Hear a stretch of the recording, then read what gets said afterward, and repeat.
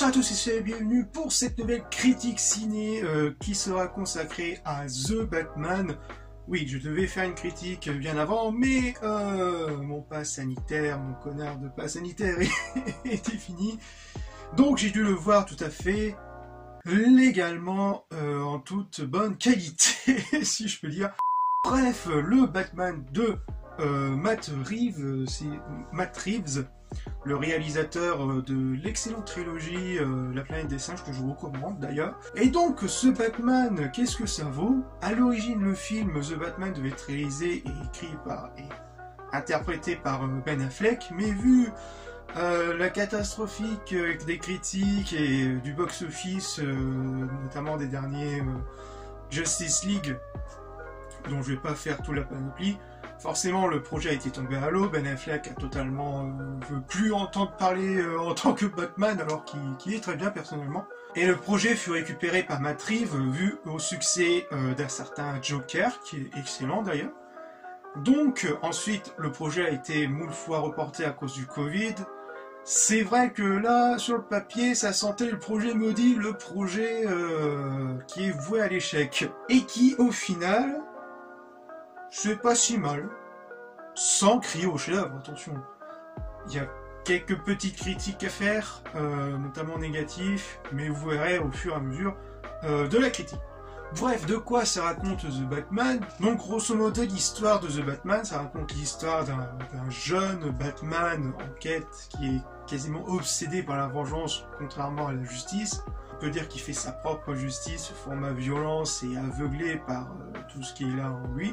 Et un jour, un mystérieux criminel va faire son apparition et qui va lui attirer et qui va lui mener dans certaines petites indices et petits pièges, dans laquelle où il va découvrir que Gotham, c'est pas le monde des bisounours. Donc, pour recommencer, l'histoire, pour ce qu'il a raconté, c'est bien. C'est bien, même si je pense que vous aurez vu certaines critiques et je vais les rejoindre là-dessus, sur ce sujet-là, c'est trop long pour ce qu'il a raconté. Je pense que ça fait un peu comme j'ai ressenti avec l'effet Tenet, c'est-à-dire que parfois, il y a certaines énigmes comment je peux formuler ça? Comme si ça voulait essayer de faire perdre un peu le spectateur avec les indices, etc. Qui au final arrivent assez rapidement résolus par certaines facilités scénaristiques. Mais pour moi, comme l'avait souligné Fred dans sa critique, c'est vrai que le milieu, disons que le début et la fin, c'est beaucoup mieux rythmé. Et on sent, disons que le début impose vraiment son univers, ses codes, etc., qui prennent vraiment le temps. Ensuite, vers la fin, tout booste à partir d'un certain élément et ça s'enchaîne assez bien, un bon rythme. Mais c'est surtout le milieu où vraiment ça tire vraiment beaucoup trop en longueur sur certains points, où même s'il y a quelques événements assez marquants, ça n'enclenche pas, enfin ça met tout de même des freins au rythme, qui gâche un peu vraiment le film. Et je pense que certains cuts mériteraient et que le film, je pense qu'environ 2h30 ça devrait aller. Je pense que depuis le succès de Justice League, donc de la Snyder Cut, je pense que la Warner a voulu laisser carte blanche et ça se sent. Pour une fois, ils ont laissé carte blanche au réal et franchement ça fonctionne assez bien pour ce résultat-là. Mais parfois, voilà. Faut revoir un peu le rythme, etc. Peut-être avec un second opus qui devrait sortir, vu le succès qui fonctionne, vu le succès qui fonctionne assez bien. Donc après, concernant les personnages, très honnêtement, Robert Pattinson en jeu Batman me fait grave. J'ai bien kiffé. Tout comme Naomi, comment elle s'appelle déjà? Tout comme Zoe Kravitz en Catwoman, qui font vraiment un duo. On sent vraiment une bonne alchimie entre les deux. Tout comme l'inspecteur Gordon et l'homme mystère. Franchement, il y a une très belle alchimie entre ces personnages. Et au niveau d'acting, etc., franchement, ça fonctionne à la perfection. Franchement, j'ai rien à dire. Franchement, le personnage qui m'a le plus impressionné au niveau de l'interprétation, c'est le personnage du pingouin interprété par Colin Farrell. Mais putain, la transformation en un simple coup de maquillage, petite prothèse, etc., franchement, c'est bluffant. Le mec qui se donne à fond, ça fait grave plaisir de voir ça. Et franchement, le pingouin, il joue tout de même un petit rôle, certes un peu entré, mais qui va se révéler petit à petit important. Et autre personnage assez important, c'est le personnage de Alfred, qui est interprété par Andy Serkis, qui fait assez bien le café, franchement.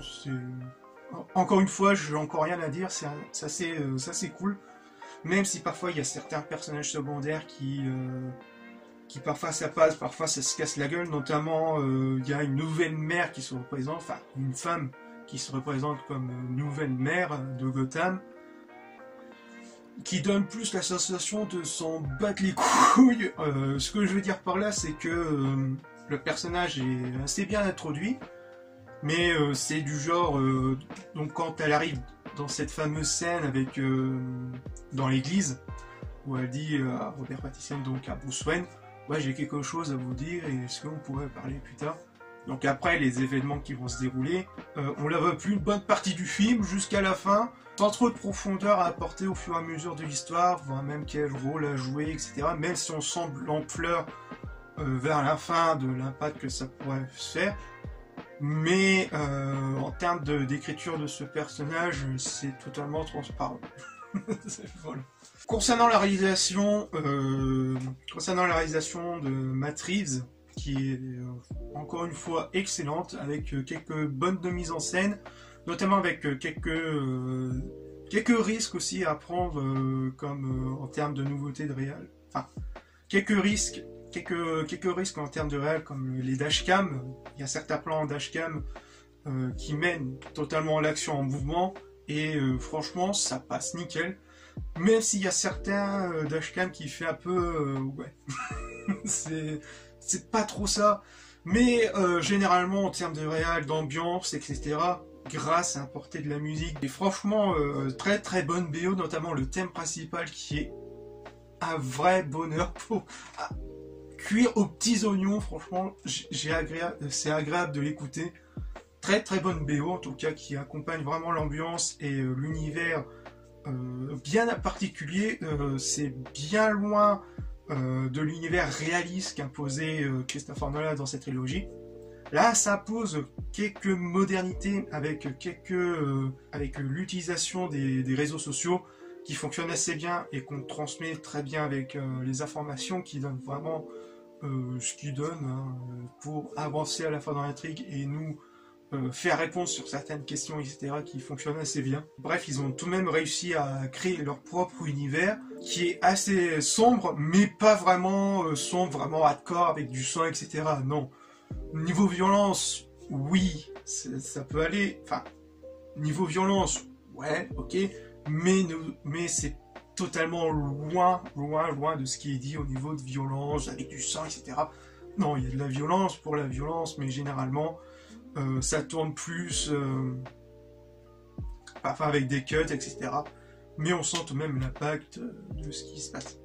Après l'histoire, je vais rebondir sur l'histoire, justement ça m'a fait retilter.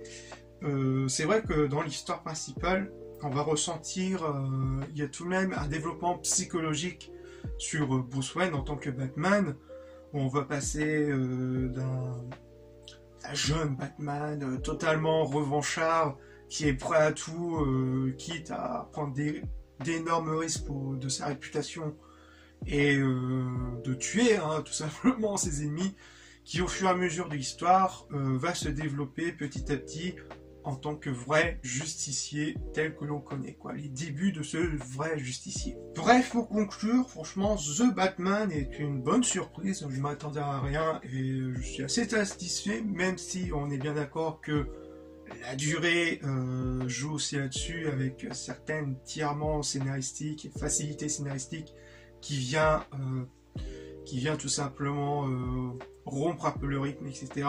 Mais grosso modo, c'est un bon film de Batman, avec une très bonne réalité, une très bonne BO qui arrive tout de même à nous captiver à travers toute son intrigue principale. Et franchement, je vous recommande, si vous êtes fan ou non de Batman, franchement, vous pouvez aller sans risque et vous allez tout de même passer un bon moment, même s'il y a quelques moments assez chiants. Voilà, j'espère que cette petite vidéo critique vous aura plu et on se retrouve pour de futures vidéos. Peace!